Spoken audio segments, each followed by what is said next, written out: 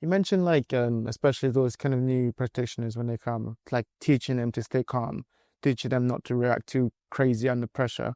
What's some like advice you tell them when like, to they It's start new? things like when they are doing um no, I don't know, specific oppositional sparring or Mm, specific training with them is usually you start in a bad position, right? And the other person in a good position. yeah. So I always stress a lot, like if you're in a bad position, you don't want to make it worse. Mm, If you're in side control, you don't want to be in the mount, or you mm, don't want to give the back. mm-hmm, You don't want to get submitted. mm-hmm. What might help that to happen is your reaction, and you're panicking, and then you're starting to Yeah. push, Giving back. So giving yeah. the back. Yeah. So I stress a lot. Like the first thing that you have to accept is like you're in a bad position, and then just close everything you can, Mm, and then start working, identifying exactly where you are. What kind of control the person has. mm, Take some seconds, to kind of like breathe a bit, because maybe that happened in a scramble, right? In mm, training, mm-hmm. and you're just getting tired and tired, and every time that you get tired, it's gonna get worse. So I kind of like stress a lot, like just accept like you are already in a bad position, Mm-hmm. shut everything you can to avoid getting into a worse position or a submission.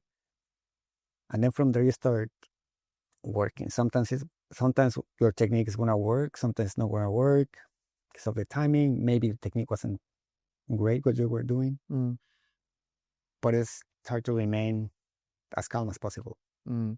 And then switching from defensive to attacking. Say you're trying to pass a guard. Yeah. What advice? What do you tell your I always say, like, one of the things that I always try to uh, advise Mm, is, particular in passing, is get to a good pit stop where mm, the pass is pretty much there. mm-hmm, Uh, that's what you are fighting for.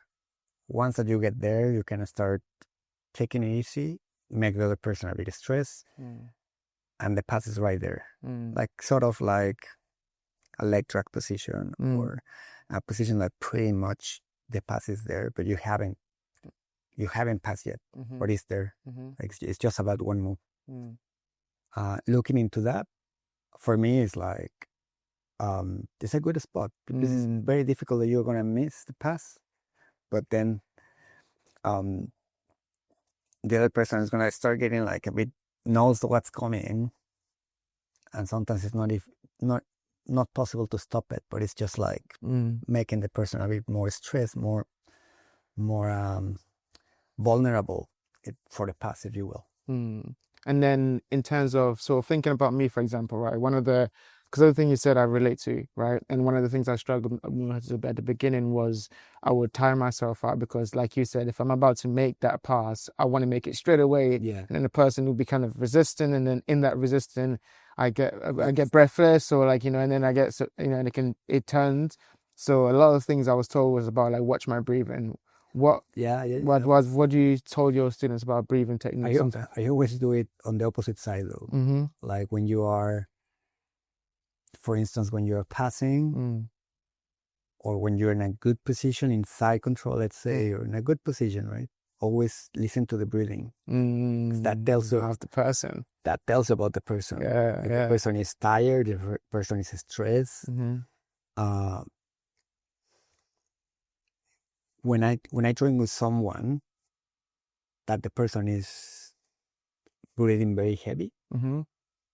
or kind of in a stressful way, I try to kind of back off a bit, because usually means they are stressed in the Mm, training, mm-hmm. and they are gonna do some. You are gonna end up like with a kick or with a knee on the Mm, face or something, because they are getting stressed, and then as soon as they feel threatened, they start pushing yeah, and yeah, yeah, doing everything they can to. So I tend to back off a bit, just to be a little bit safer in Protect terms of yourself. like Yeah, yeah, yeah, not yeah. getting nonsense hit or anything. Mm-hmm. And then I engage again. If I'm in a very good position and then I see that they are breathing like heavy, and that's when I go more, because then they're getting tired. The timing of defense is not going to be that great. I reflect a lot in the breathing, but more on the opposite side of myself. Myself, I try to keep it like, or I try to tell them like, to not kind of like start breathing a lot, or breathing how do you say it, I forgot the name. Like heavy breathing. Yeah, but like it's more through your like mouth, or like hyperventilate. oh yeah, just yeah, like that. Yeah. Then you're gonna get tired. Yeah, absolutely. Especially in rounds, right? Because like you're really just up and down. Maybe you're doing like a thing where you're going, what's it, 6 minutes and 1 minute break. You like have a to shark, really, like a Shark Tank. Shark Tank. Yeah, you have to really be able to control your breathing and just make sure you're not wasting energy. Yeah, breathing is massively important in training, but that's something that also like experience gives you. Yeah. Right. Yeah. And it's in any sports. Every sport, the way that you need to breathe is different. Swimming, it will be super different. Yeah. As training, right? Yeah, absolutely. And you can have a super good breathing technique here and last forever. You go swimming. Yeah. Without having the experience of a swimmer, and then you're gonna end up getting tired in 20 meters, 50 meters. Yeah, exactly. Yeah, that thing is kind of particular to the sport and the person as well. Another experience is like a massive. I think it's a massive. No, I completely agree. I think on that point, one thing I had to really learn, and I think these things are like things that would take months and months to teach someone, but we're kind of shortening it into a little bit of advice here. But another thing I had to learn was the timing. So the timing of certain moves, or the timing. Timing is like the most important part. Yeah, like talking about how important is timing for people. You can understand. One thing is understanding the mechanics of a technique, but the other thing is understanding the timing, and that the timing is experience, because it's being in that position for so long that you understand when is the right moment and when is not the right moment. And sometimes that's the most difficult part to teach, because sometimes it's feeling. Yeah, there are certain things or cues that you can use for the timing, but that's connected with your head and with your mechanics, with your body, right? And that's something like I can tell you like, well, wait for this to happen, but you don't know that kind of like microsect, like he's gonna go for this, he's going for this, and then when you don't know that because you don't have the experience, when you try, it might be a bit late. Because you recognize it just a bit later, right? That kind of cue. Yeah. It's experience. It's math time. Yes, absolutely. And it's again, it's going to try and error, like until you start getting. And it's funny when you can start hitting a technique without realizing you are hitting the technique until a few times later you say, I've been hitting this move a lot without even thinking about it. That means you are getting everything. The timing, the mechanics. Yeah, I find that happens a lot in specific sparring, where it's like, and but the specific is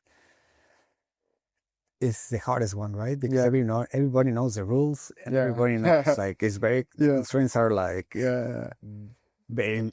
There's a lot of constraint, right? So like you have to still execute whatever the goal is going to happen with that, and everybody knows what's happening. Yeah. Right? But if you manage to do it on that, it's more likely that you're going to end up doing it in training. Exactly, and then more likely that you figured out the basic, the technique and the timing and like everything that you're doing is not an accident. It's something that you've been able to realize in your life because you understand it, especially in that part. One thing I wanted to also ask is that what submissions for yourself do you like find yourself going back to? Like, what submissions do you like? I know you've been competing for a long time, and probably people have seen you do many different submissions. But at the beginning? What were some issues that you felt like, okay, I like this one, I can understand this one more than any More others? than the submission, I think it was